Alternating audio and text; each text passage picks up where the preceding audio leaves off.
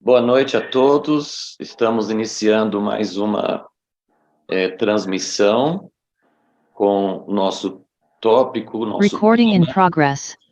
nosso tema principal tem sido Rumo ao Novo Homem. Nem todo mundo sabe exatamente o que é TJC2, a gente sempre repete, só a sigla em inglês de Rumo ao Segundo Concílio de Jerusalém.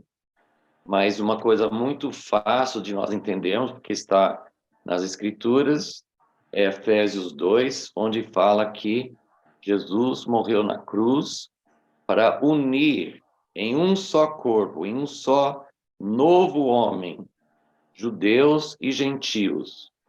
Deus tinha um propósito e tem um propósito com o seu povo escolhido, com o descendente de Abraão, com a nação de Israel.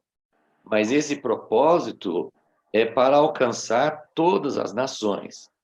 E, infelizmente, por causa das nossas limitações, das nossas dificuldades, antes de Jesus vir a primeira vez e depois de sua primeira vinda, tem havido muita separação entre judeus e gentios.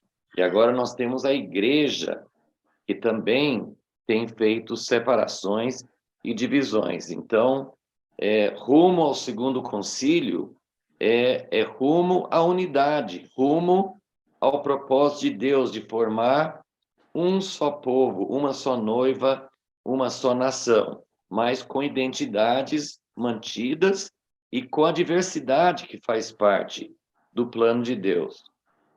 Durante esse ano de 2022, nós temos feito sempre nas primeiras terças-feiras do mês, cada primeira terça-feira. Hoje é a segunda terça-feira de novembro, porque a primeira terça-feira caiu no dia 1º, que era muito próximo de um feriado.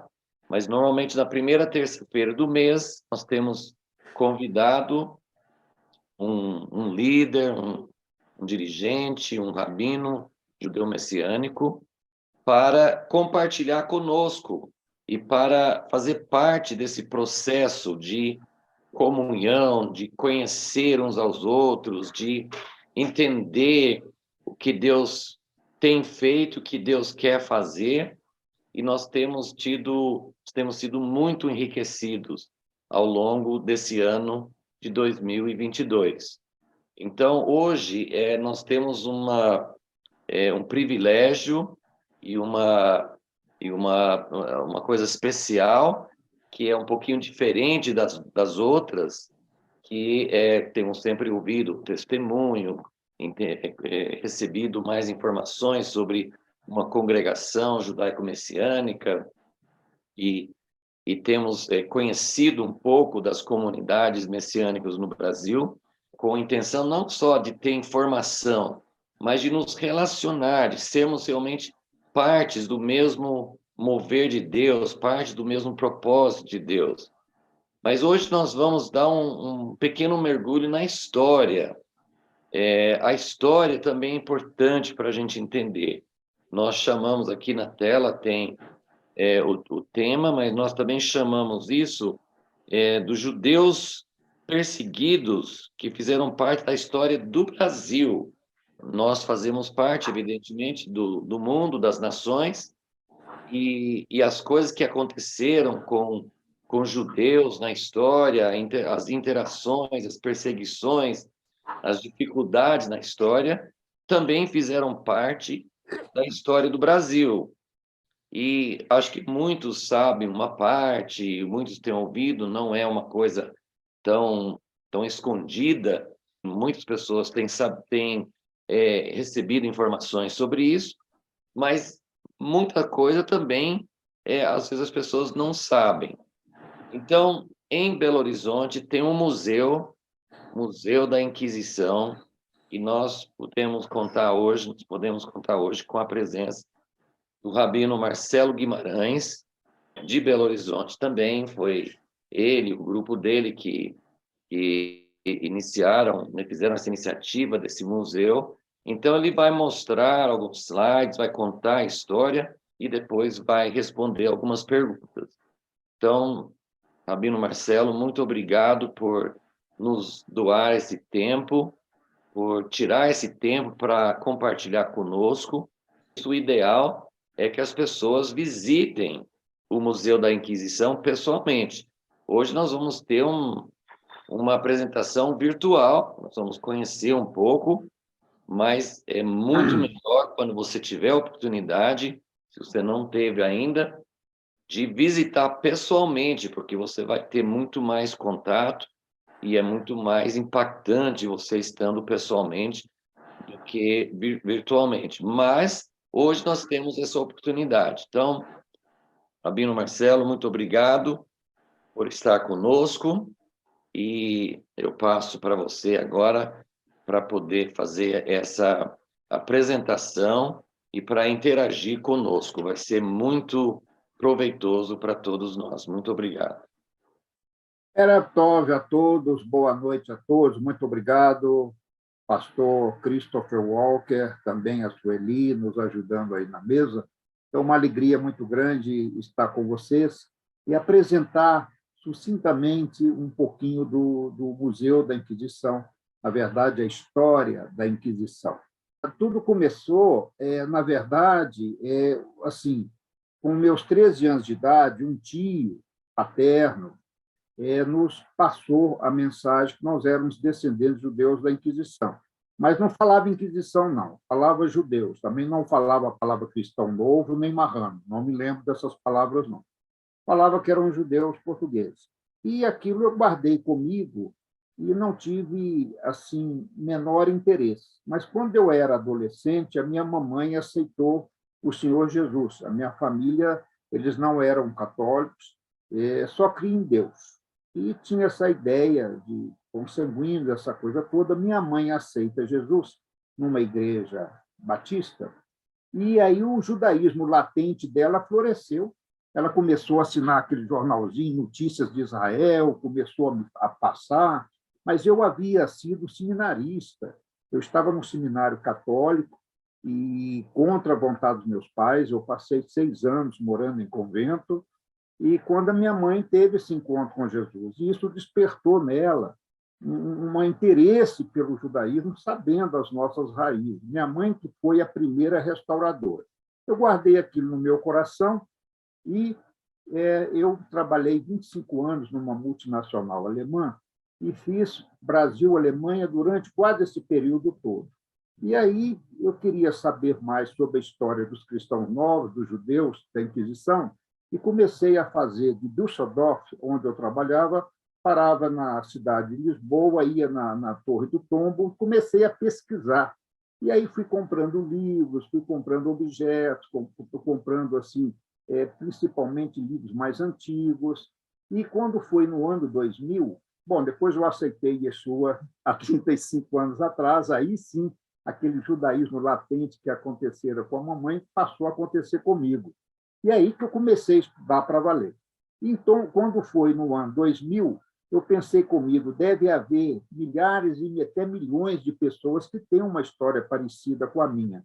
Aí eu fundei a Abradim, que é a Associação Brasileira dos Descendentes Judeus da Inquisição, e, por surpresa minha, criei um site e começou a aparecer muita gente se associando, contando a sua história, até que, em 2012, essas pessoas, esses associados, reuniram e falaram assim: por que você não abre essa coleção pessoal sua publicamente, através do museu? Foi aí, então, que nós criamos o museu em 2012. Então, antes da gente começar a fazer essa explicação, é importante para nós entendermos que o fato de conhecer só a história não vai levar a lugar nenhum, não. Nós temos que ter o conhecimento da história mais seguido de uma reflexão e análise. Então, nós queremos, na verdade, no museu, debater novos debates sobre velhos temas, e aí incluindo a história da Inquisição, que foram esses judeus que foram obrigados à conversão católica. Lembrando vocês que a palavra cristão novo é só empregada para judeu, tá? Por exemplo, a Inquisição perseguia bruxo, feiticeiro, alquimistas, bígamos, sacrílegos. Isso não ganhava o nome cristão novo, não. Cristão novo era um termo específico para os judeus. E sabemos pela doutora Anita Novinsky e outros historiadores que os judeus representaram 80% das vítimas. Por isso que o nosso museu é bem judaico, não é porque eu quis, é porque a história das vítimas e que nos deixaram, assim, essas vítimas nos deixaram muita bagagem, muitos documentos a respeito. Não é? E eu fiz o museu baseado naquela frase do profeta Jeremias, está lá em Lamentações, que diz trazer à memória aquilo que nos dá esperança.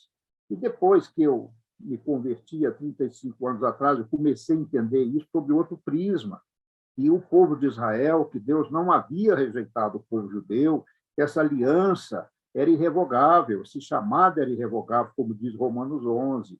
Jeremias 31 diz, né, desde que haja sol e lua, enquanto isso durar, eu jamais vou anular a aliança que eu tenho com o povo de Israel. Então, eu comecei a entender isso, o museu, nesse prisma, que seria assim, um pano de fundo, e, ao mesmo tempo, combater a intolerância religiosa. Então, o pano de fundo do museu é o combate à intolerância, sobretudo religiosa. Bom, lembrando a todos que, em 1948, né, quando se criou o Conselho de Direitos Humanos da ONU, eles tinham 3 pilares, que é a inviolabilidade do indivíduo, né, como direito dele, a autonomia dele e a dignidade do ser humano. E isso é muito importante, porque no século XXI a gente vê que essa resolução da ONU não está assim muito eficaz, não. Por quê? Pelo menos ela existe como direito humano, mas se nós tirarmos aí uma fotografia do mundo, nós vamos ver genocídios em vários lugares, nós vamos ver perseguição religiosa, nós vamos ver religiões tiranas que têm a violência, a espada, a morte como princípio de expansão. Nós vamos ver aí que o mundo está muito intolerante. E até no nosso meio cristão, judaico-cristão, há muita intolerância. O próprio povo judeu é um povo intolerante em termos religiosos. São várias ramificações do judaísmo, um chega a não conversar com o outro, parece uma surpresa para muitos, mas a gente que convive com o Rabino Shula há mais de 25 anos, a gente tem muitos testemunhos que ele conta, que ele relata para nós, como é difícil um judeu viver no meio de outros judeus com credos diferentes, com dogmas, segmentos e ramificações diferentes. Agora, imagina o messiânico. O messiânico de Israel ainda é muito perseguido, discriminado, intolerância. Por exemplo, na congregação do Rabino Shula, já jogaram bomba, já roubaram o Sefer Torá, a Torá deles, já roubaram com explosivo, já jogaram bomba na casa dele, dentro da sala dele, do quarto dele. Então, quem fez isso? São os religiosos. Então, a gente vê que a intolerância existe no meio judaico e existe também no meio cristão. Hoje, quantas denominações religiosas você vai ouvir um jargão assim: você não é meu irmão, você é meu primo. Incrível, mas isso eu já ouvi, eu mesmo, como pastor, já ouvi isso. Você não é meu irmão, você é meu primo. Então, o que o museu propõe é a gente combater a acepção de pessoas. Porque, se não combater a acepção, ela vai se transformar numa discriminação. Aí, discriminação, já há uma separação. Esse entra, esse não entra, esse pode, aquele não pode.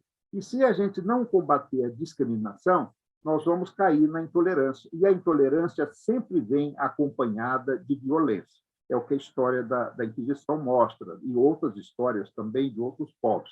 Então, o combate à intolerância, principalmente a religiosa, passou a ser a nossa meta do nosso museu, de formar, construir uma sociedade tolerante, automaticamente pacífica. E, se a gente segue o Evangelho de Yeshua e os princípios da palavra do Senhor, nós vamos, naturalmente, sermos pacíficos e tolerantes, amando ao próximo, mesmo até o inimigo, a gente deveria amar, segundo Yeshua.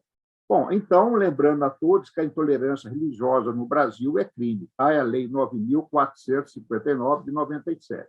Bom, eu poderia discorrer agora quais são as causas da Inquisição, mas nós não temos tempo. Eu só quero mencionar, dentro do propósito aí do TJC2, que, para mim, a intolerância, o antissemitismo ao povo judeu começou lá no Sinai. Imagina, o povo roubava, estrupava, matava, tinha quantas mulheres queriam, e aí vem uma lei do Sinai, não, você não pode matar, não pode roubar, você vai ficar só com a sua mulher, não pode adulterar. Quer dizer, então ali já começa, a gente vê na Bíblia, os heveus, jebuseus, cananeus, amalequitas, os filisteus, foram arqui-inimigos de Israel. E a grande parte eram politeístas, e não aceitavam um só Deus, um povo que teria alguma revelação divina. Bom, depois de que veio Yeshua, Jesus, aparece logo no princípio da igreja, principalmente um pouquinho antes e durante o Concílio de Nicéia, a famosa teologia da substituição, onde a igreja romana se declarava: eu sou Israel de Deus, como o bispo Justino disse, e judeus são assassinos de Cristo.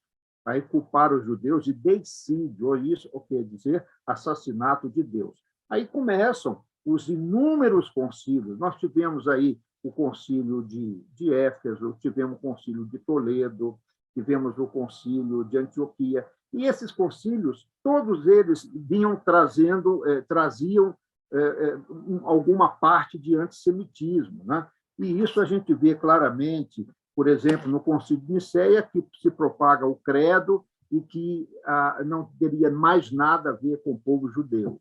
Depois vem aí o Concílio de Orleans, que proibia os judeus de aparecerem em público. Depois veio o Concílio de Toledo, que os judeus não podiam ocupar cargos públicos. Depois veio o Concílio Latrão, que era obrigado ao uso de um distintivo amarelo, quer dizer, os judeus morarem em guetos, essas coisas todas. Então, tudo isso vai provocando esse aquecimento, vamos falar assim, da intolerância com o povo judeu. E aí acontece que, no século XIII, XIV, XV, é a chamada Era de Ouro do povo judeu na Península Ibérica. E aí, o que aconteceu? Aí, judeus, a parte religiosa, assassinos de Cristo, e os judeus, muitos deles, detinham as finanças, os controles, eram investidores, investiam nas naus, na construção de naus, como Gaspar Lemos, como o próprio Fernando de Noronha, que nós vamos falar daqui a pouco. Então, os judeus tinham recursos. Eles ocupavam, por exemplo, a Universidade de Coimbra. Quase todo professor da Universidade de Coimbra eram judeus. E aí, aquele domínio cultural, domínio financeiro, e aí veio a Inquisição lá da Espanha, não é? Que nasceu a bula papal, chamada Exigit Sincera Devotionis Affectus, ou seja, o amor da sincera devoção exige, e o Papa Sixto IV lança, então, a bula da Inquisição para os reis espanhóis, e em 1492, uma década depois dessa encíclica, dessa bula, os judeus são expulsos da Espanha. Aí, os que ficaram foram obrigados a se converter, e a igreja perseguia não só os judeus, mas qualquer tipo de heresia. Não é? E aí veio a grande alavancagem da Inquisição, pegar judeu. Por quê?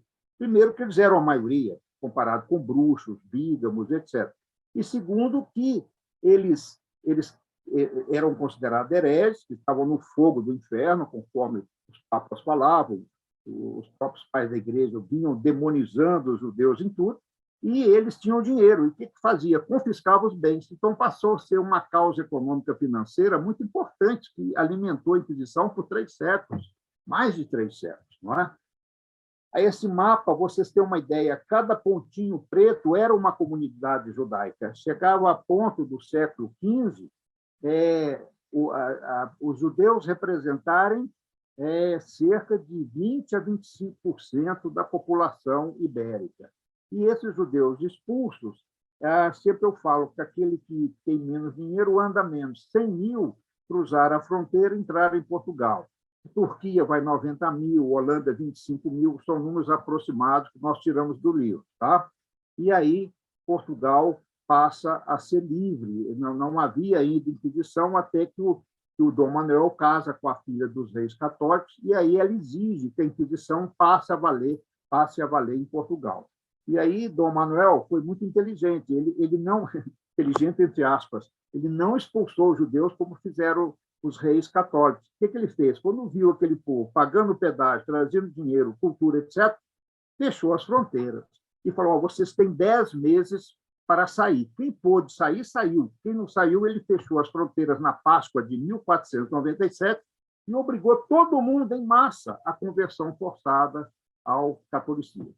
Bom, aí os judeus, vem aí a parte da diáspora, né, dos judeus que saíram, os ibéricos, né, e logo depois o Brasil é descoberto por Cabral, em plena Inquisição, né, e aí nós queremos retratar essa história, então. O que nós podemos tirar de proveito de retratar essa história e fazer uma justiça histórica? Então, nós criamos o museu em 2012, fundamos uma biblioteca, na verdade, é minha coleção pessoal, hoje são 400 livros sobre a Inquisição, criamos um auditório com multimídia, e aí fizemos nosso museu muito simples, vem a sala da Espanha e Portugal, em ordem cronológica, dos fatos, acontecimentos, depois tem uma sala do descobrimento, não é, do Brasil, e a chegada desses cristãos novos, principalmente com Fernando de Noronha, que arrendou o Brasil em 1503 de Dom Manuel. Ele era um judeu italiano, o nome dele era Ferdinando de Laronha, em português, Fernando de Noronha, e ele era um judeu cristão novo, né? Judeu italiano, tá? De descendência italiana. Bom, aí nós criamos a Sala da Holanda, que depois eu vou falar que a nossa memória está na Holanda, porque a Holanda nunca existiu Inquisição, e muitos judeus portugueses foram para a Holanda. Até hoje, se você visitar Amsterdã, tem lá a grande sinagoga maior da Europa, que é uma sinagoga portuguesa, em Amsterdã. Bom, aí está uma sala do memorial, e eu recebi uma pergunta se era um túmulo. Não, não é túmulo, não. Essa Torá, para que ninguém possa tocar nela, a gente colocou uma capa de vidro, e essa Torá foi da época da Inquisição, então ela é muito preciosa, nós adquirimos isso em Jerusalém, não é? Numa casa especializada em Torá, e nos garantiu a idade dela, ela é muito antiga, então para proteger, aclimatizar, é que nós colocamos. Então me perguntaram se era um túmulo enterrado a Torá, não, não, pelo contrário, até que eu faço um parênteses aqui. Essa Torá ensina, a gente mostra, primeiro um documento da Inquisição. Imagina, se tomar um banho na sexta-feira, acender uma vela na sexta-feira, já era incriminado de ser judeu e respondia no processo, no inquérito da Inquisição. Imagina se, naquela época, algum familiar, investigador, inquisidor, achasse um pedaço da Torá na sua casa. Você já estava incriminado 100%. Né?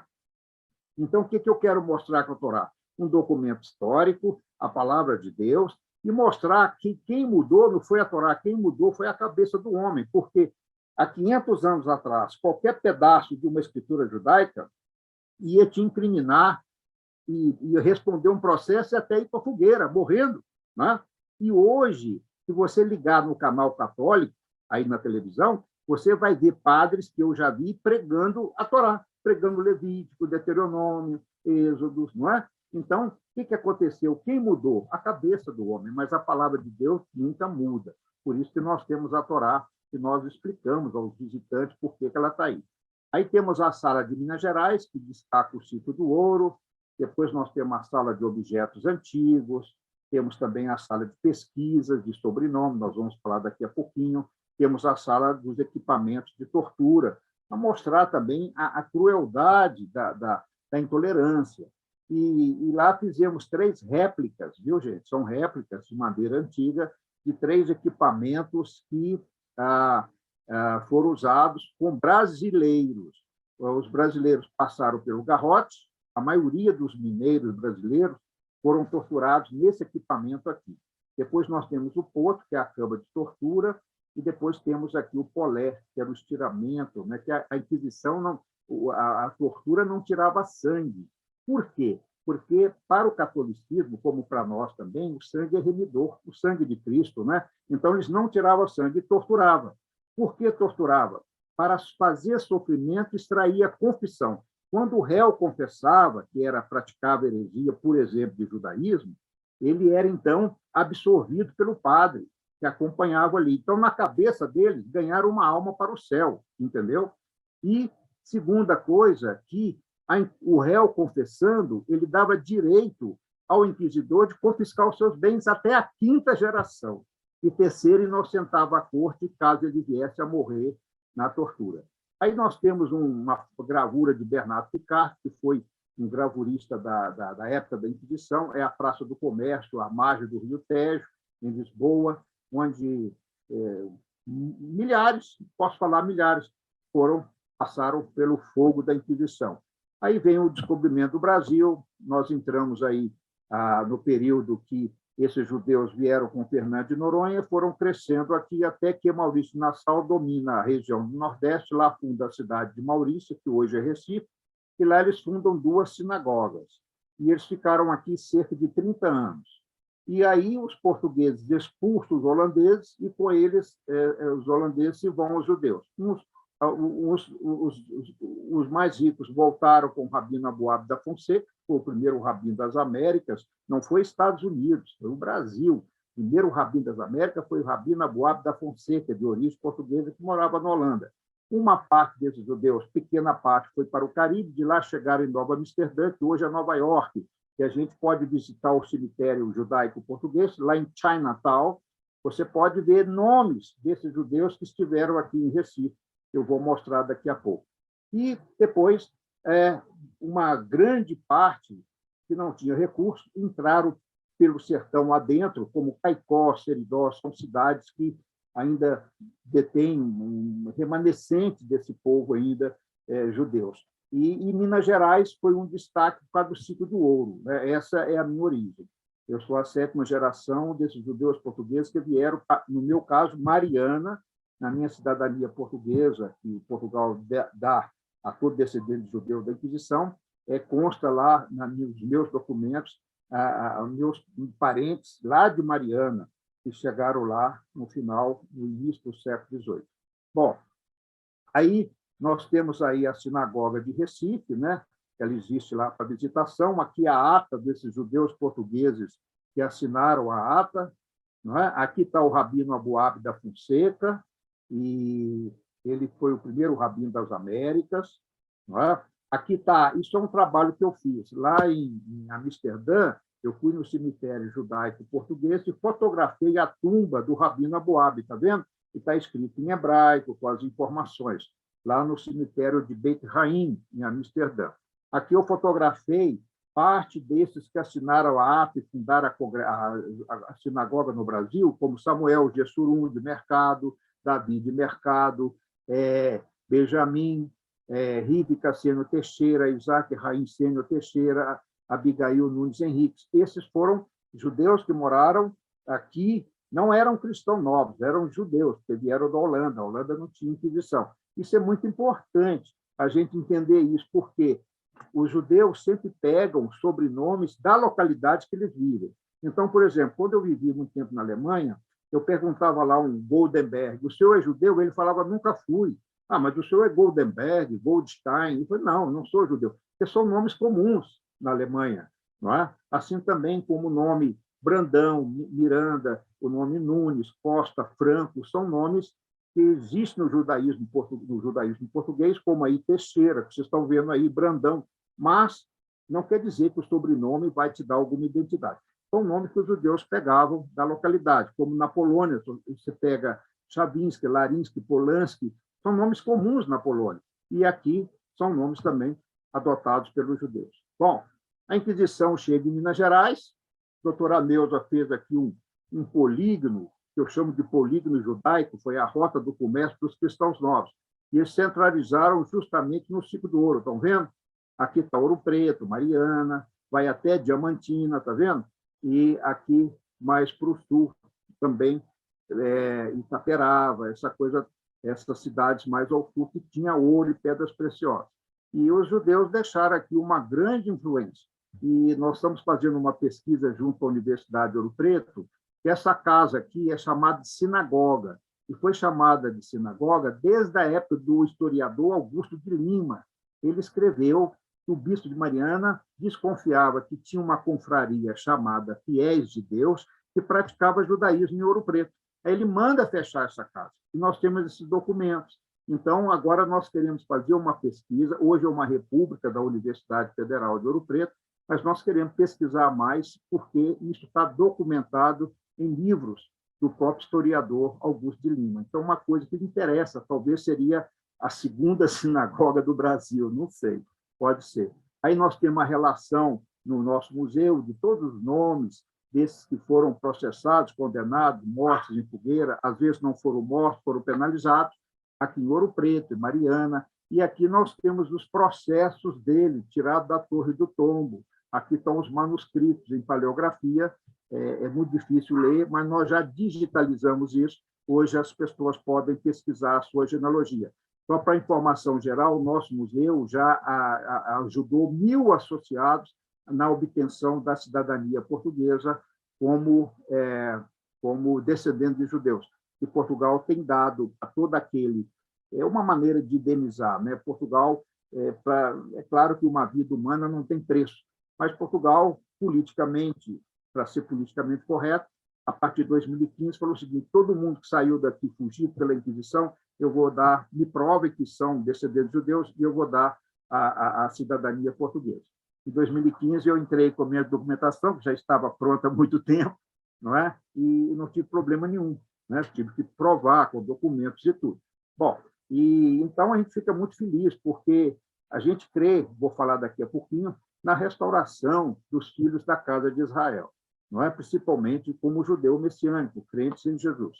Aqui nós temos várias peças que eu não vou falar, do século XVIII, do século XVII, são Hanuquias, que pertenceram na época da Inquisição. Aqui nós temos uma vela virtual, está vendo? Por exemplo, se o inquisidor passasse na rua e olhasse para dentro de uma casa e visse 2 velas, na sexta-feira à noite, é judeu.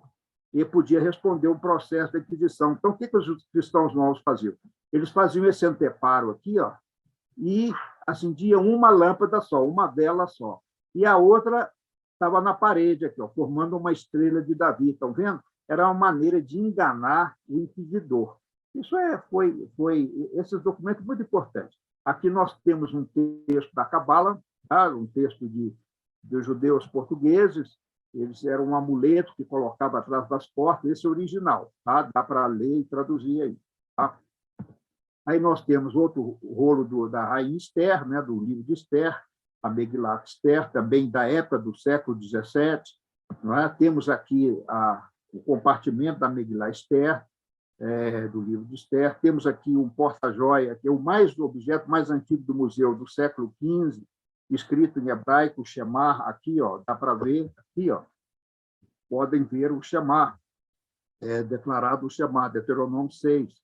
E aqui temos livros, esse é o mais antigo que nós temos, de 1623, que é a pureza de sangue. E, na verdade, é o manual da Inquisição, que ensinava aos padres, inquisidores, como reconhecer um judeu. Como ele tinha que provar que ele era puro de sangue. Puro de sangue é não ser judeu. E esse livro é muito interessante. Está em latim, eu tenho traduzido alguma parte, porque muitas vezes pessoas, principalmente assim, uma pessoa mais religiosa, fala que a Inquisição não foi isso. Assim como eles negam o Holocausto, tem muita gente, professor de história principalmente, que nega a Inquisição. Então, eu tenho que não houve intolerância. Houve sim. E aqui está escrito em latim, aqui, ó, que judeus e mouros, descendentes, e seus descendentes, por causa do comportamento perverso, todos são inclinados ao mal, se enriquecem com o dinheiro dos outros, os judeus são hipócritas, não é? Eles, com as suas virtudes aparentes, levam ao povo ao engano. Está aqui escrito, ó, é a tradução que nós fizemos e tenho traduzido esse livro como uma prova que a Inquisição não só existiu, mas condenava principalmente o povo judeu. E vocês estão vendo que a palavra que mais aparece aqui é judeus. Eu não estou vendo aqui feiticeiro, bruxo, existiu, mas, de fato, a causa espiritual de judeus assassinos de Cristo ainda foi muito representativa. Aqui nós temos aí os rolos dos microfilmes, que eu fui trazendo lá da Torre do Tombo, outros eu ganhei, e aí a gente estudava esse processo, por analisar o processo, a gente ia conhecendo a história desses condenados. Esse é um trabalho muito longo, né? Está aí um documento original, a gente tem que ter habilidade para ler paleografia, mas tem toda a história lá, a cidade, a qualificação, não é? E aí nós temos livros muito interessantes, esse aqui de 1738, onde um cristão velho, que era o católico normal, queria convencer um cristão novo, o judeu, a Jesus Cristo. Então, tem um discurso deles. É muito interessante os argumentos que eles usavam contra os judeus. Aí temos também a Instructiones Sacerdotum, onde fala da excomunhão. Por que o judeu deve ser excomungado se ele voltar a praticar judaísmo? Aí nós temos o catecismo também falando aqui, nesse texto, aqui mostra claramente aqui, combate da igreja militante contra os infiéis, judeus, hereges e cismáticos, né, dos seitas. Né? Muito bom. Aí temos aí, esse é o livro mais precioso que nós temos, de 1767, impresso na Holanda, em português e hebraico, e impresso em Amsterdã, está aqui escrito Amsterdã, mostrando que os judeus sabiam o hebraico, liam e cultuavam a sua língua, as suas tradições. Olha aí, está aí escrito em hebraico e português.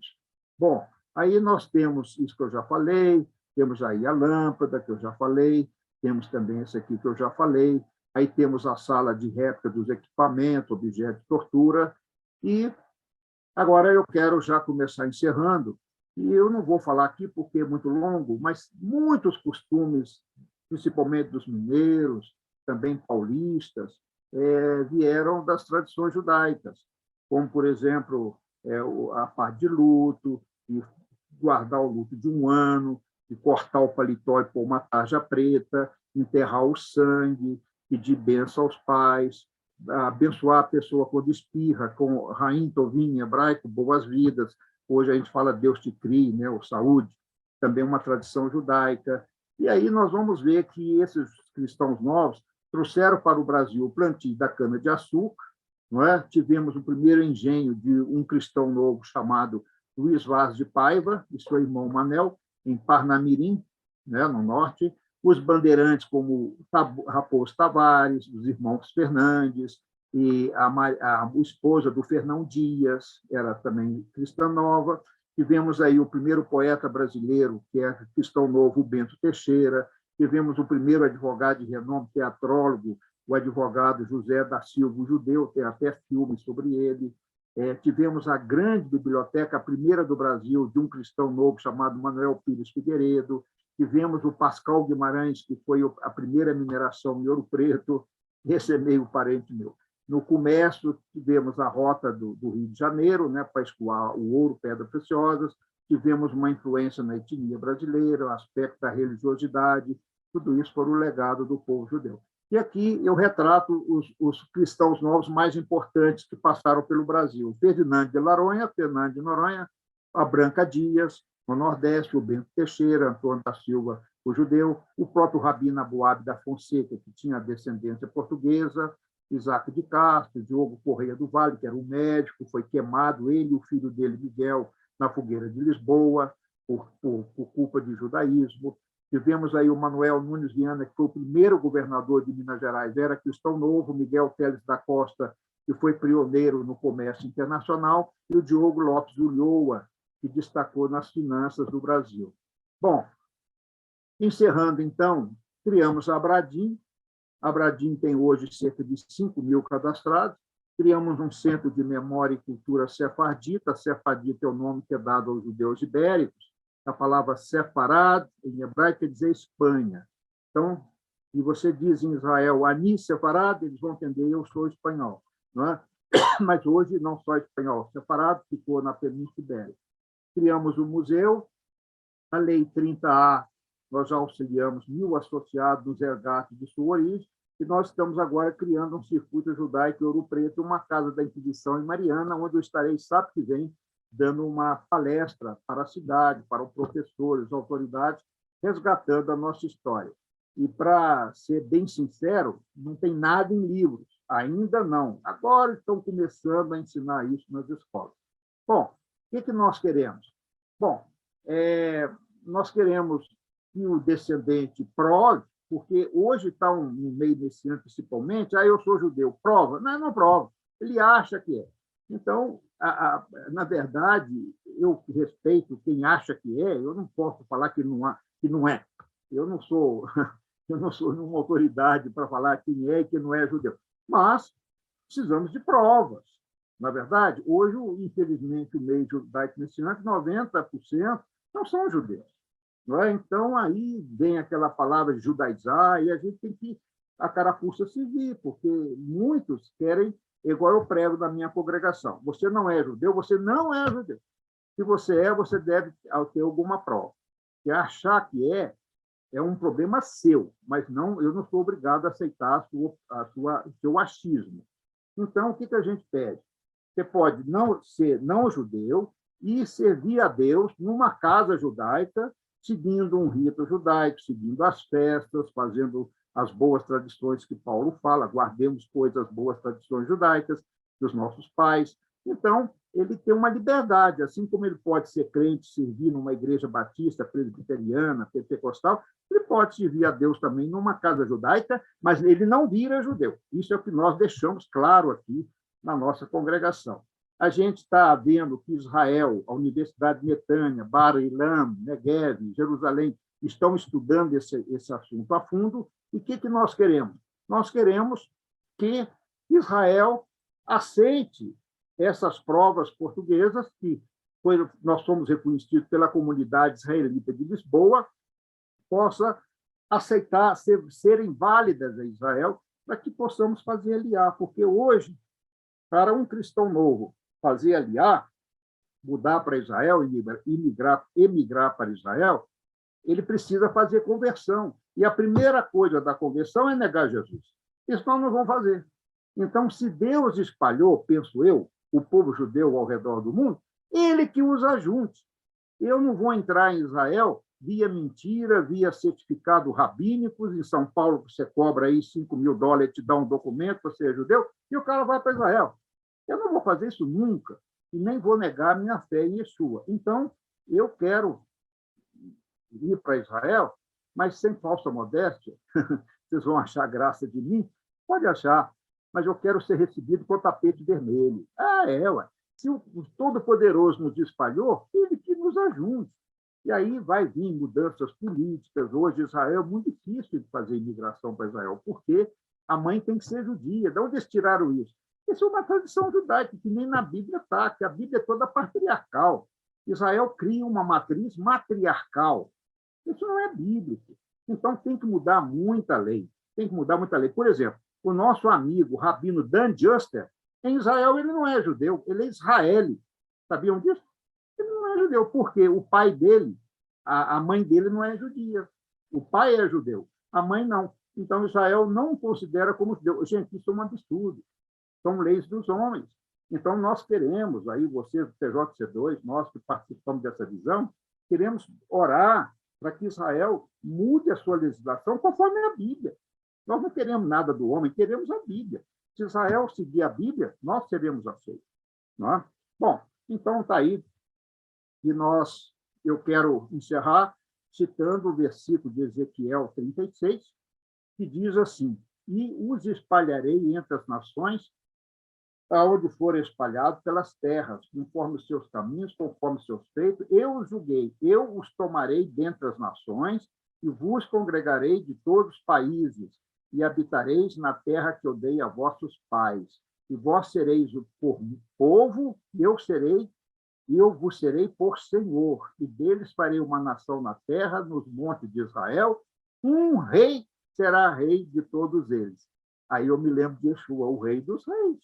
Então, aí, no capítulo 36, fala que eles vão voltar para a Torá e vão ser colocados, vão tirar o coração de carne e colocar o Espírito. Que Espírito? O Espírito Santo.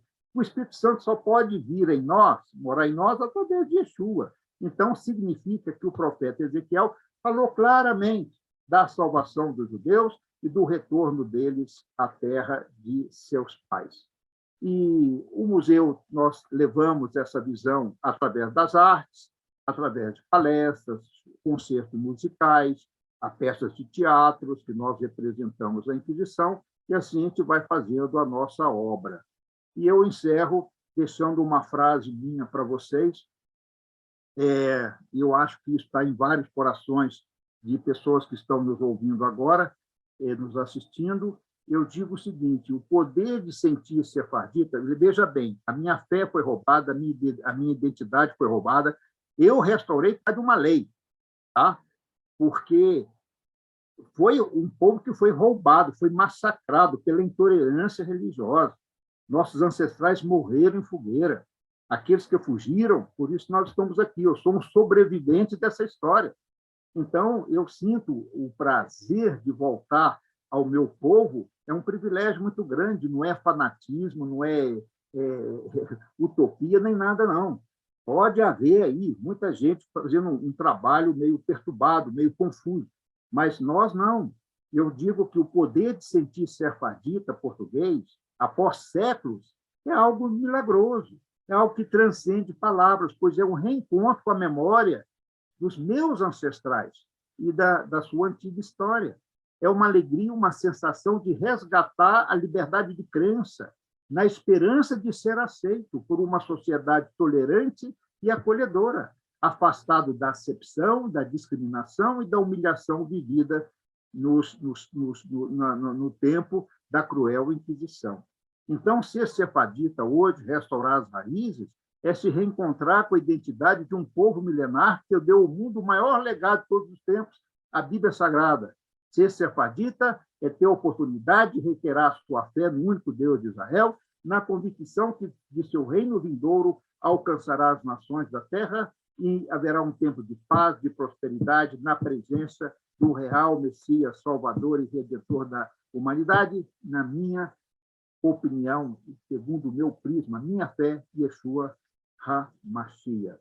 Então, muito obrigado a todos, Todarabá, aguardamos, como o Christopher disse, a sua visita em Belo Horizonte e peço perdão porque a nossa visita virtual na internet, no site, foi bloqueada porque o nosso sistema mudou e nós temos que readaptar a nosso programa para dar continuidade à visita virtual. E agora eu me coloco à disposição de todos vocês, com muita alegria. Muito bom, muito bom. Muito obrigado por nos trazer essa apresentação. Nós vamos fazer algumas perguntas que já foram elaboradas antes. Tem várias perguntas que, às vezes, a gente consegue juntar em uma só. Rabino Marcelo, a gente queria saber um pouco sobre esse tempo, né, 10 anos, né, que já tem esse museu, que já existe, né? Como tem sido as visitas de personalidades, embaixador de Israel, outras autoridades, assim, como que você tem sentido o papel desse museu? Como que tem sido o propósito desse museu em resgatar a história, não só do passado, mas também de trazer uma consciência maior e uma harmonia maior do que houve no passado, né, com toda essa história que se deu um vislumbre rápido, mas quanto sofrimento que veio da Europa para cá, mas o Brasil também sofreu, né? E tem muito mais descendentes de judeus do que muita gente imagina, né? Tá bom, então vamos lá devagarzinho. Um pouquinho eu peço assim desculpa por falar de mim mesmo, do museu, mas isso foi algo que eu recebi uma missão. E eu vejo isso, o Senhor Hashem abrindo as portas. E, por exemplo, sábado que vem, eu estou fazendo uma exposição em Mariana, da Inquisição, que ficará lá uma semana, algumas peças do museu. E sabe quem é o nosso parceiro? Que está aí no convite, posso mandar para você? O Instituto Israelita Mineiro, quer dizer, a comunidade judaica está me ajudando. Agora, isso é um milagre, a comunidade judaica fazer parceria com um judeu messiânico. Quer dizer, então, é o que eu sempre prego. Aquilo que nos une tem que falar mais alto que as nossas diferenças. E eu prego para a comunidade judaica, primeiro que eu já fui dela, né? Eles me conhecem, que eu fui membro lá antes de eu me converter, eu tenho tios, tenho os primos lá, então isso me facilitou quando eu congregava lá com eles, antes da minha conversão. Então, eles sabem quem eu sou, eles conhecem, então isso é um ponto já de partida. Agora, Por exemplo, respondendo à sua pergunta, o museu tem sido um veículo integrador para a sociedade, não só trazendo essa história, nós recebemos, em média, não é muito, mas para nós é muito. Nós recebemos de 4 a 5 mil visitas por ano. Mas isso dá uma média aí, cerca de 600, 800 visitas por mês. Para nós é muito. E são estudantes, são universidades. Nós já recebemos, como você disse, personalidades. Por exemplo, eu recebi aqui um rabino de Wisconsin, dos Estados Unidos, e ele era reitor da universidade lá dessa cidade, do estado de Wisconsin. E aí ele veio cá, ele veio ao Rio dar uma palestra e soube que tinha um museu da Inquisição. E ele veio conhecer. E quando eu mostrei para ele, ele perguntou: qual é a sua fé? Eu falei: eu sou um judeu messiânico. Aí ele falou: não pode, eu não posso aceitar isso. E por que você é messiânico? Aí eu falei: então vem para a minha sala que nós vamos conversar. Aí nós conversamos mais de 1h30, e ele falou: olha, eu sou um judeu ortodoxo, eu não posso aceitar os seus argumentos, nem que sejam bíblicos. Aí eu disse para ele: aceite pelo menos o meu testemunho. Eu tive uma experiência com o Jesus, o judeu Jesus, né? E aquilo ele não teve resposta. Eu falei: é a minha experiência. Então, eu estou dizendo isso para mostrar que o nosso museu também leva esse testemunho, né, de a gente não esconde a nossa fé. O museu não é religioso, mas nós deixamos uma mensagem de paz sobre o povo de Israel, do respeito, do combate à intolerância, e isso para nós tem sido muito importante. E a comunidade judaica, não toda, parte dela tem nos dado apoio. O Instituto Histórico Israelita já está sendo nosso parceiro no museu. Temos projetos juntos em Ouro Preto e Mariana. Estamos desenvolvendo, já fizemos mais de 7, 8 reuniões em Ouro Preto com a Universidade Federal. Então, nós estamos vendo assim que a gente não tendo aquela ânsia porque se eu ficasse pregando para eles, eu acho que eu não teria esse apoio. Então, a gente dá testemunho. Então, testemunho fala mais do que palavras. Então, eles veem o testemunho, veem o nosso trabalho, e eles valorizam, e sabendo que eu sou um judeu messiânico. Muito importante isso.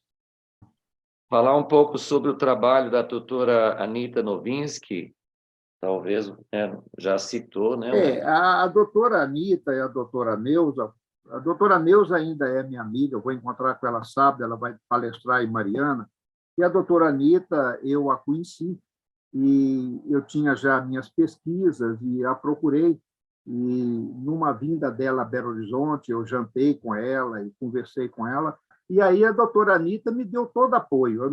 Eu tinha só a Bradim na época, e aí ela me falou: não, leia meus livros, eu vou te ajudar com a parte histórica. Então, nosso museu tem uma sala dedicada a ela, e ela foi para nós, assim, o Christopher, eu falo que ela foi a nossa papisa, foi a nossa papa, né? Que ela é considerada, não só em Portugal, Israel, ela é uma autoridade nesse assunto. Então, para nós que não somos historiadores, que somos messiânicos, nós não temos uma autoridade histórica assim para fazer o museu. Então, eu me baseei nos documentos dela, nos artigos dela e da doutora Neuza, que são duas amigas que temos hoje. Por exemplo, temos aí pessoas da comunidade do Museu Judaico de São Paulo, que viraram nossos parceiros, estiveram aqui. Então, nós estamos caminhando, mas a doutora Anita, o lugar dela está sempre marcado da história pelo legado que ela nos deixou, pela pesquisa sincera, profunda e, sobretudo, sionista, né? Porque grandes historiadores da Inquisição são ateus. Inclusive, a doutora Anita, ela era sionista, mas ela falava comigo: eu queria ter a sua fé e não tenho. Então, eu falava: mas a senhora pode ter. Mas era muito aberta, era uma amizade muito, muito, muito gostosa, muito assim, amável, gentil, e que nos ajudou muito. Né? Muito bem. Tem uma pergunta aqui que eu queria falar, que ela é muito importante. Sobre a Inquisição, de quem é a culpa? Existe alguma forma de reparar os inconcebíveis erros do passado? Até que ponto o perdão é eficaz? Está lá no meu livro, né? E eu coloquei uma pergunta sobre o perdão eficaz, porque dentro da Torá, os pecados, não são todos os pecados são iguais. Pela penalidade, você vê qual pecado é mais forte, qual é mais leve, qual é mais... mais pesado, vamos dizer assim. E aí, na Torá fala que uma coisa é perdoar pecados, mas a outra coisa é a culpa do pecado, quer dizer, a consequência que o pecado traz. Então, para ver, por exemplo, o Papa João Paulo II pediu perdão. O povo judeu me perdoa pelas atrocidades da Inquisição, frase dele. O Mário Soares, em nome do governo português, também pediu perdão. Mas será que isso satisfez? Será que isso resolveu o problema do meio cristão? Eu acho que não, porque pela Torá haveria que ter indenização das consequências do pecado. Então, para indenizar esse pecado, bom, então, voltando lá, a gente quer, o Christopher, que o meio cristão, Portugal já está dando a cidadania, já é em parte uma indenização de resgate da identidade. Mas, por exemplo, os lugares santos, lá em Jerusalém, a gente queria fazer uma sinagoga lá. Eles têm que fazer uma indenização pela culpa do pecado, da crueldade, das mortes. Quer dizer, então, pedir perdão, colocar um bilhetinho no muro, como o Papa fez, amém.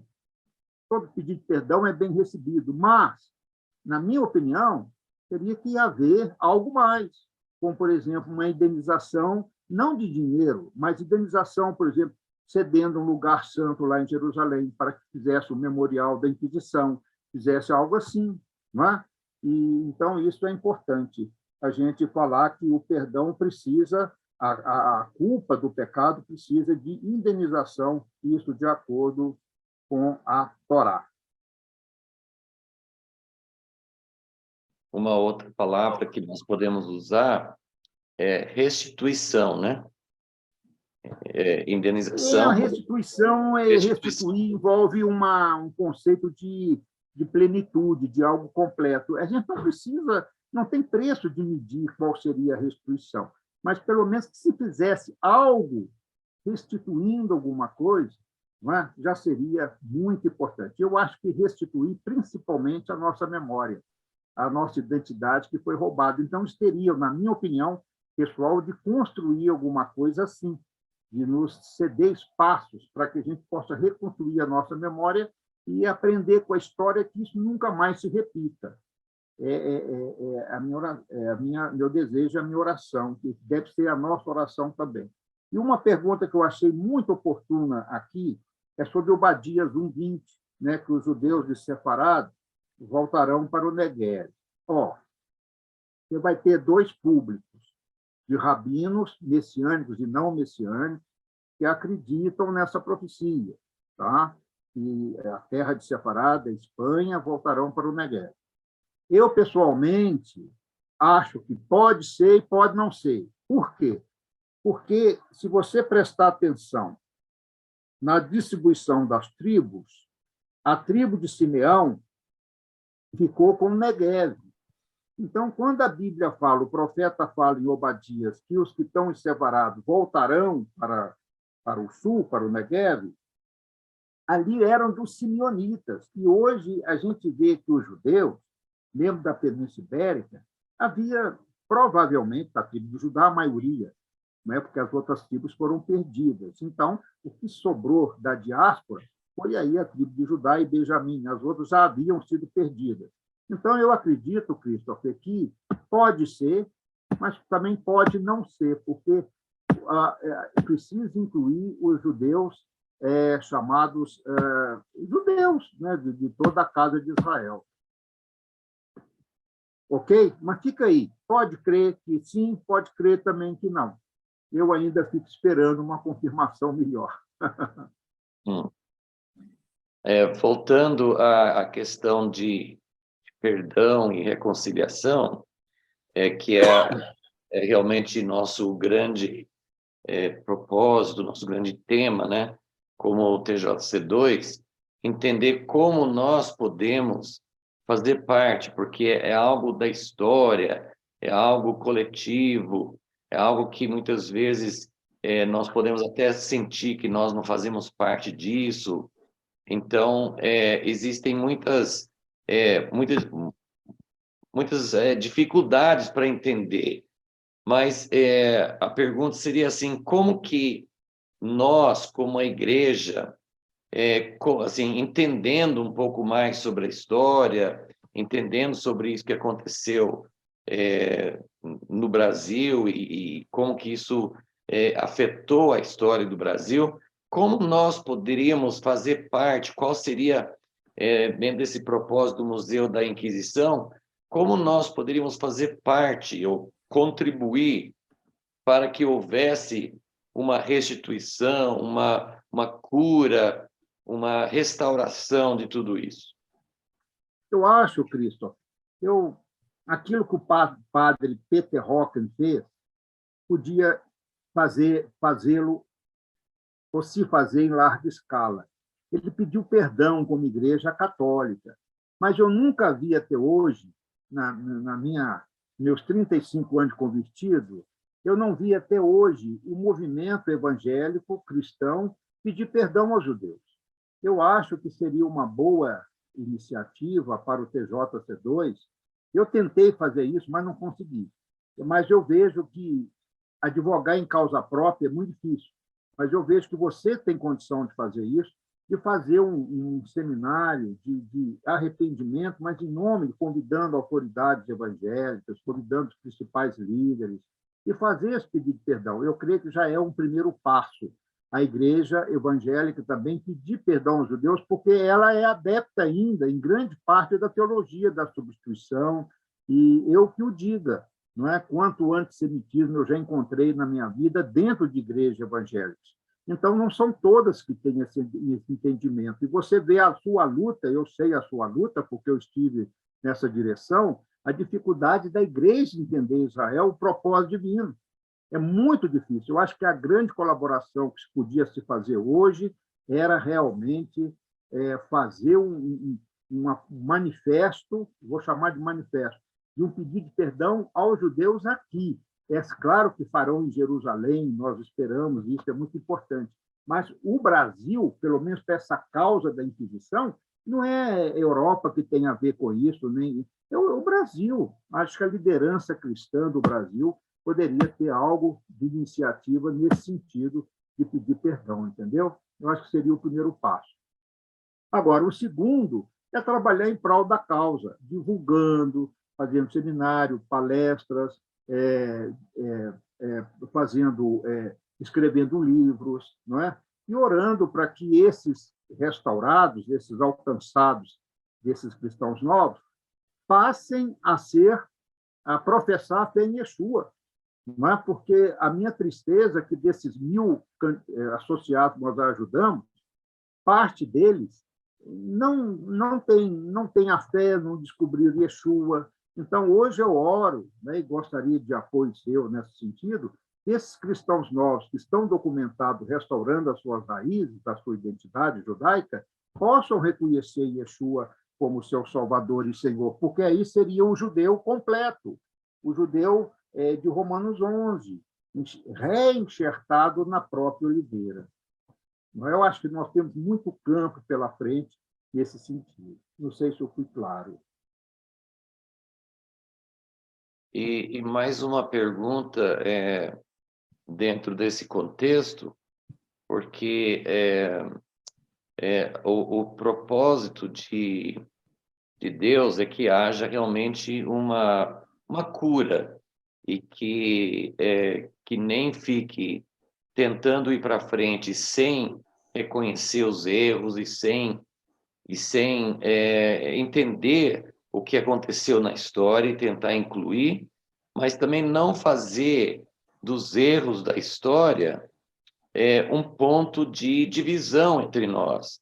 Então, a outra pergunta, complementando, assim, uma você já respondeu, o que nós podemos fazer para contribuir para essa cura, mas a outra seria como nós podemos tratar essas questões da história sem fazer delas uma causa de mais feridas ainda, tipo, né, vocês fizeram isso conosco, nós estamos te acusando, nós queremos cobrar alguma coisa. Então, como que nós poderíamos falar dessas coisas da história sem criar feridas mais profundas ainda? Tá bom. Então, eu não entendi bem a sua pergunta. Você acha que o museu está causando feridas? Porque Não. nós não vemos esse lado. Nós não vemos esse lado, pelo contrário, a gente vê com amor, a gente fala, a primeira coisa que quando você entra no museu está o pedido de perdão do Papa. Eu queria ter o pedido dos evangelhos, que Lutero fez 70 sermões contra os judeus e ninguém pede perdão por isso. Calvino mandou matar um judeu chamado Miguel Serveto, foi queimado em Genebra, e ninguém nunca pediu perdão por Calvino fez isso. Eu não sou contra Calvino, não sou contra Lutero, graças a ele que nós estamos aqui, mas eles tiveram erros. Eles causaram ferida, não nós que estamos resgatando a história. Nós não estamos fazendo o maior zelo que eu tenho amigos padres, né? E eu peço autocorreção se essa história está ofendendo. Evidentemente, vai haver religiosos que não aceitam. Por exemplo, eu vou fazer sábado uma exposição em Mariana.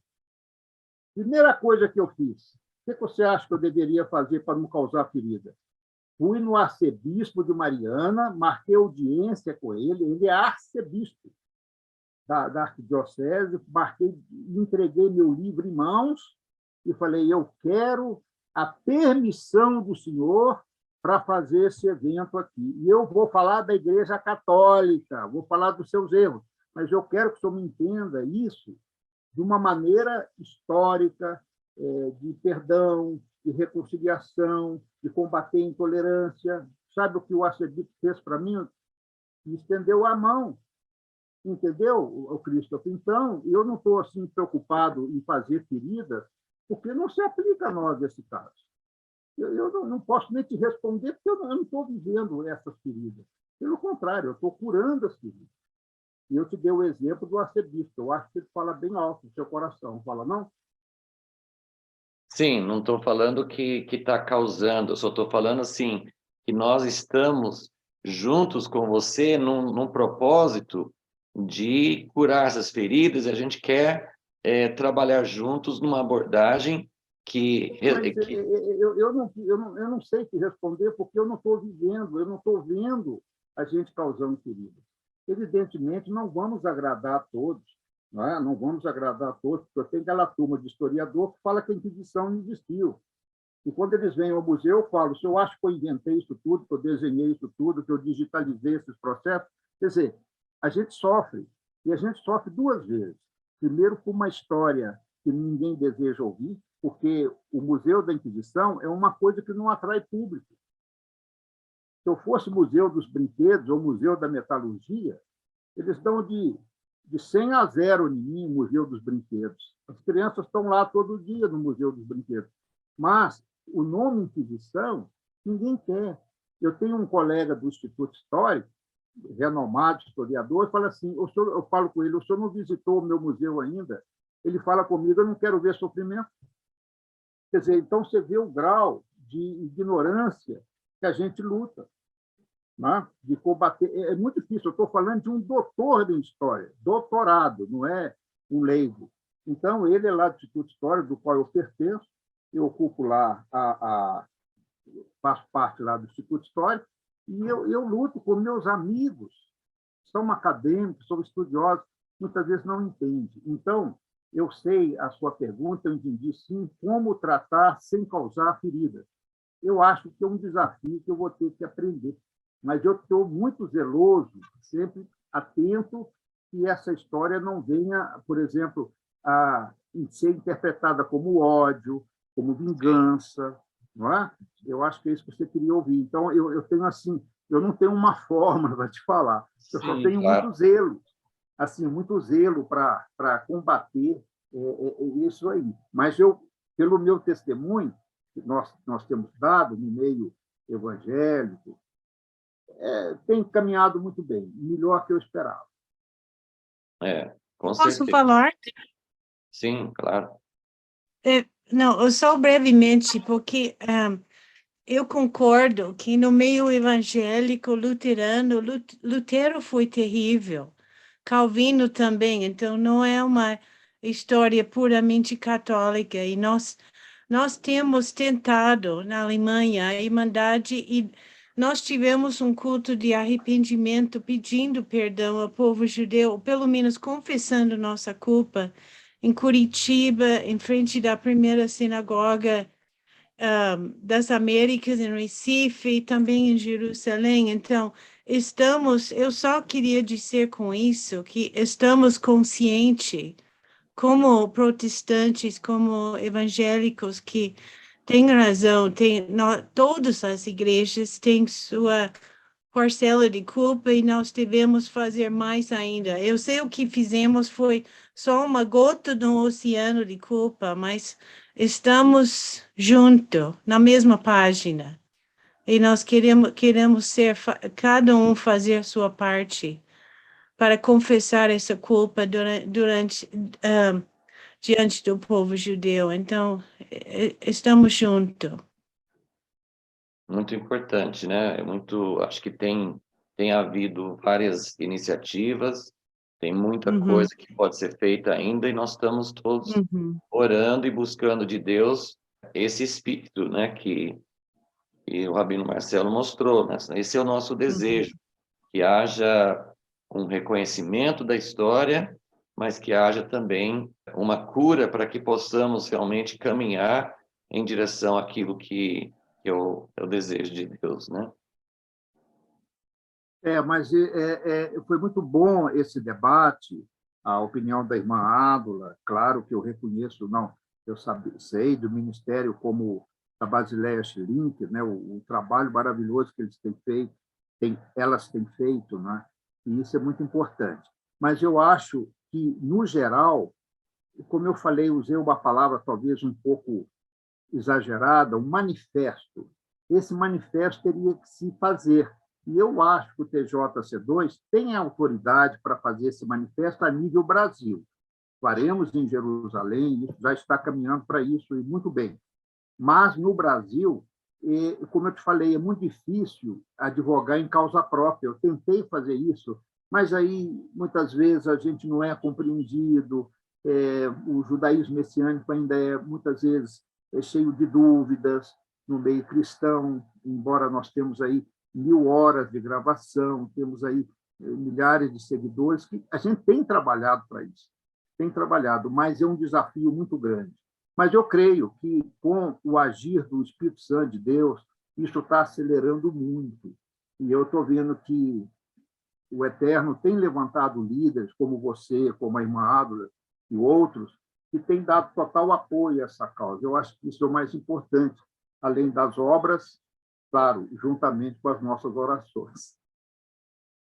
Por meio da oração e por meio da disposição, né, de caminhar nesse sentido, nós cremos que vai haver realmente um progresso, né, que nós vamos caminhar, e que quem vai conduzir esse processo, claro, é muito maior do que nós, né, o Espírito de Deus e os propósitos de Deus que vão vencer, né? Tem uma mão levantada, Débora, gostaria de falar? Nós fomos em setembro, lá em Recife, num congresso do Ação Brasil, e lá foi convidado os judeus, e nós pedimos perdão, né? Quer dizer, nós, porque eu estava junto, mas quem estava dirigindo isso era a pastora Isenete Rodrigues, junto com uma equipe, com o Hudson Medeiros, e pedimos perdão para os holandeses, reconhecemos o nosso erro, né? Foi até o apóstolo Hudson Medeiros, ele trouxe todo um contexto, né? Explicou muitas das coisas, né, que o senhor explicou agora há pouco, e assim nós nos envergonhamos, nos ajoelhamos, pedimos perdão, e assim a gente tem reconhecido, e eu acho importante falar isso, né? Porque eu vejo que é necessário a gente reconhecer os nossos erros, né?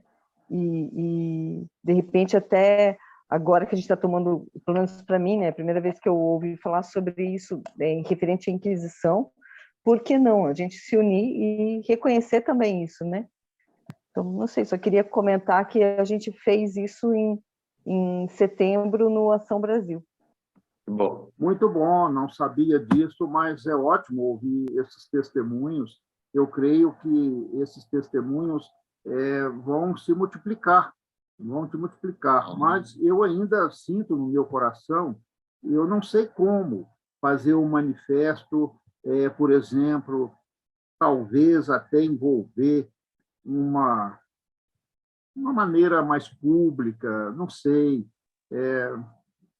teria que ter um respaldo também dessas grandes igrejas, não é? Então, por exemplo, uma igreja que tem um canal de televisão, imagine o impacto que ela daria, né? Um simples culto de arrependimento, se a gente pega desses, pelo menos 4, 5 pastores que estão na televisão, se eles fizessem um dia ali, um culto de perdão, arrependimento, eu acho que isso alcançaria milhões de evangelhos de uma vez só, numa hora só de culto. Não é? É nisso que eu penso. Agora, e as igrejas maiores, elas são assim muito seguras, eu vou colocar até entre aspas, no seu estatuto, na sua visão. Então, esses pastores que comandam igrejas grandes, a gente sabe que nem todos eles são pró-Israel, não é? E, então, é um trabalho muito difícil, mas eu peço a Deus que ele abra essas portas, que um desses pastores entenda isso e possa divulgar isso nos seus canais de comunicação. A gente faz a nossa parte pela mídia, né, pela internet, mas sabemos que o alcance da televisão é fantástico, seria fantástico isso. Por exemplo, um culto, uma reunião do TJC2, tudo nós temos que pensar alto, porque nosso Deus é grande, ele é altíssimo, de ser televisionado, já pensou isso, Christopher? Que bênção, televisionando uma reunião de judeus e cristãos juntos ali, fazendo um pedido de perdão, a irmã Ádula falando. Eu sonho, eu acho que ainda será possível isso. Né? Eu creio. Sim. Nossa fé é que esse processo, como você disse, nós estamos nos disponibilizando, estamos buscando esses contatos, estamos buscando esses relacionamentos, essas pontes, e estamos crendo que o Senhor vai conduzir, né? Porque realmente isso não é obra humana, né? Tem que ser algo muito além disso, né? Estamos chegando ao final, tem várias perguntas ainda, mas o tempo não vai dar para colocarmos mais perguntas agora. Mas uma pergunta final, Rabino Marcelo, fale alguma coisa sobre sua visão, assim, o que Deus tem colocado para o futuro do museu, né? E também assim daquilo que representa, né? Porque nós gostaríamos de colocar isso também em oração, juntos com você, de apoiar essa iniciativa e isso que Deus tem colocado, e cremos que isso vai contribuir, sim, para a cura e para a reconciliação e para a união, que é o desejo de Deus. Muito bem. A gente sempre, Christopher, pensa muito, assim, eu desejo muito, e tudo que eu faço, eu tento fazer o melhor para o Senhor. Eu vejo que, eu já pensei até em crescer o museu, mas eu vejo que isso é muito pequeno, crescer espaço fisicamente. Eu creio que nós temos que alcançar as igrejas e alcançar o sistema educacional. Como? Eu tenho um projeto, e me falta só mais recursos, de levar o museu até a sociedade, entende? Por exemplo, eu posso levar, agora estou desenvolvendo um projeto, eu já fiz isso em 5 universidades, e eu quero expandir isso, não só universidade, mas colégio, eu levo a Inquisição até eles. Então, por exemplo, eu fiz isso em Aracaju, fiz isso na Bahia, e deu muito resultado. A gente leva o museu, eu participo de seminários laicos, não são seminários... Pode ser, para a igreja seria religioso, mas para a universidade seria laico. Mas eu levo essa visão do museu e meu sonho é que A gente também tem outro projeto paralelo para evitar que o aluno, o visitante, venha ao museu. A gente tem agora um sistema do professor vir e o professor faz uma palestra conosco dentro do museu e transmite à distância para os alunos, não é? Então, são projetos assim de expandir a visão da história no combate à intolerância. Lembre você que essa história, para mim, para nós, só tem sentido se ela vem com um pano de fundo, não é? Que seria o pano de fundo da restauração, do combate à intolerância, de construir uma sociedade mais pacífica, mais tolerante. E eu creio que isso alcançaria o propósito do museu. Então, estamos pensando, por exemplo, eu estou com um projeto para o Senado Federal para criar o Dia Nacional em memória às vítimas da Inquisição, né? Tem que ser nacional. Eu já sou municipal, mas eu quero pôr isso para o Estado e pôr isso para o país. Então, eu creio que temos projetos, por exemplo, na parte local, de fazer mais interação, de contar mais histórias com recursos da multimídia. Então, são projetos que a gente tem, mas eu queria muito alcançar a educação. Agora, nós publicamos um livreto para crianças. Nós estamos alcançando as crianças. É um almanaque da Inquisição, onde as crianças podem colorir e vão conhecendo a história. Conhece também o alfabeto, o hebraico, e tem dado muito resultado. São projetos de trabalhar com a educação. Eu acho que são duas frentes. Trabalhar com a igreja, eu fico muito feliz que as igrejas têm dado apoio. Muitas igrejas nos visitam, eu faço questão de acompanhar as igrejas, pastores, mas eu quero mudar a sociedade. Eu acho que a sociedade precisa ser alcançada. E o museu sempre leva um pouquinho da palavra de Deus. Embora o museu museu, não é uma entidade religiosa, mas não tem como a gente falar do povo judeu sem citar a Bíblia. Então, essa é uma maneira, diria assim, que nós estamos usando e tem dado certo. As pessoas muitas vezes não querem ouvir sobre a Bíblia, mas ouvindo a história, elas acabam aprendendo e se interagindo. Por exemplo, hoje eu tenho amigos do museu, e inclusive que foi ministro do Estado, que conseguia cidadania para ele, ele virou amigo do museu. Então, a gente vê como ele foi alcançado. Quer dizer, e ele era totalmente arreligioso. Agora não quer dizer que ele converteu, mas ele segue, ele acompanha, ele já foi à sinagoga, e é um ministro, né? Foi um ex-ministro. Quer dizer, então, a gente vê que a gente consegue alcançar. Eu estou assim... Agora, com pós-pandemia, eu perdi um pouquinho o pique, mas nós estamos voltando. Estamos voltando. Agora, com essa exposição em Mariana, o arcebispo está sabendo, os padres da arquidiocese participarão. Eu estou assim, orem por isso, porque eu também sou atacado, claro, porque o padre vai defender o ponto de vista dele, o direito canônico dele. Então, você sabe que também a igreja tem um entendimento, a Igreja Católica tem um entendimento também sobre isso, um pouquinho diferente do que mostra a história. Tá? Mas, em geral, somos bem aceitos. E vamos trabalhar isso aí, alcançando a educação, aumentando a visitação, aumentando o trabalho de multimídias, de vídeos, conferências, produzindo material informativo que possa trazer aí um pano de fundo de pacificação, de construir uma sociedade melhor e mais tolerante. É isso mesmo. Eu acho que esse alvo, né, de alcançar a educação, as universidades, acho que isso é muito importante. Os livros, a literatura também ajuda muito, né, porque chega em muitos lugares, né, sempre dá para ter um papel enorme, né, a página impressa, né? Esse é o almanaque que eu te falei. Sim. Tá vendo? Olha, ele é todo didático para colorir, tá vendo? Olha, aqui, ó, né? E então é uma maneira da gente alcançar. Eu quero agora até enviar para você alguns exemplares, e Sim. foi até uma senhora que eu alcancei para Yeshua através do museu. E ela é lá do Instituto Histórico, e ela veio, visitou, e agora é membro da nossa congregação. E ela é uma senhora que falou, eu quero patrocinar esse projeto seu para as crianças.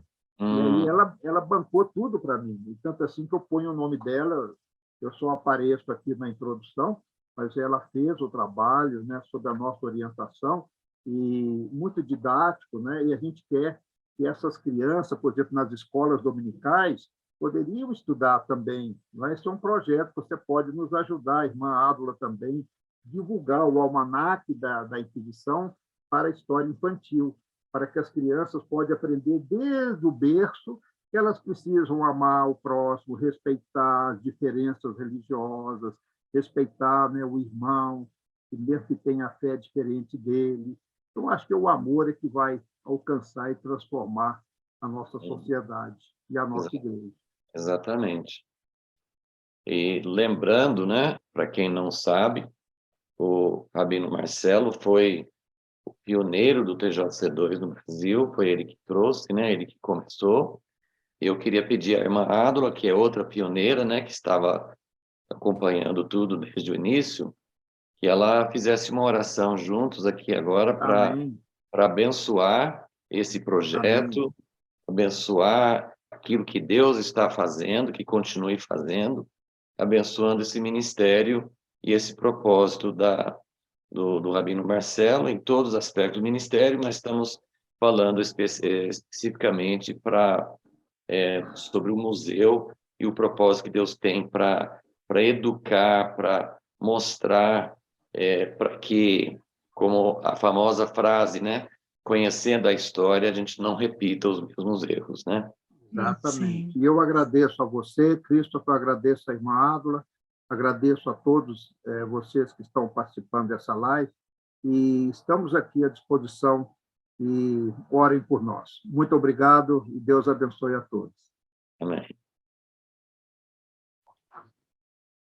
Deus Pai, Deus de Israel, nosso Pai, Pai de Abraão, Isaque e Jacó, e Jesus, Yeshua, nosso Salvador, nós te agradecemos por esta noite, Senhor, para abrir o nosso coração, para abrir a nossa mente, Senhor, e ver. Eu creio que tu implantaste, Yeshua, hoje à noite em nós, o desejo de fazer mais, Senhor, mais que outros possam conhecer as verdades, o início do Brasil, as raízes judaicas do Brasil, a nossa história, Senhor, e de restauração, porque Tu és um Deus de restauração.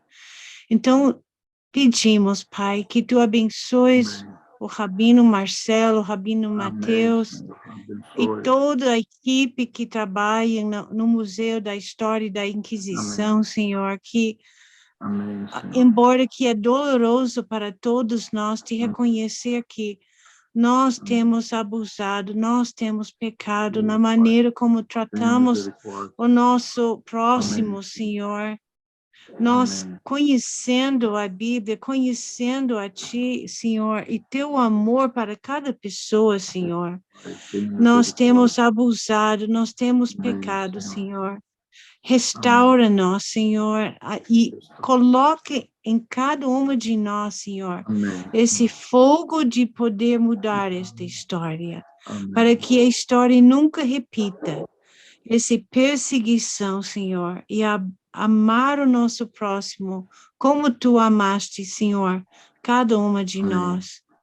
Então, Amém, restaure nosso Brasil e mostre-nos o caminho, Senhor, para TJC2, como podemos mudar esta história, como podemos ser tão inflamado que alcançamos as igrejas grandes, seja protestante, seja evangélica, pentecostal, Senhor. Nós reconhecemos que somos muito divididos, Senhor, mas Tu és o restaurador, nós cremos nisso. Senhor, restaure essa história e abençoe o Museu da História e da Inquisição, Senhor. E Amém. todos nós que podemos estar e andar mais próximos a Ti e mais próximos no teu caminho, Senhor, que é um caminho de salvação, de restauração. Amém. Te amamos, Amém. Senhor, e glorificamos o teu nome. Em nome de Yeshua HaMashiach. Amém. Amém. Amém. Amém. Amém. Obrigado, irmã. Deus te Obrigado. abençoe. Deus te abençoe. Shalom a todos. Um abraço apertado. Estamos aqui Amém. estendendo as nossas mãos para abençoar, Amém. que sejam Shalom. abençoados e que estejamos juntos, uma pequena massa, mas que Deus faça crescer Amém. e que haja uma união forte para avançar os propósitos dele.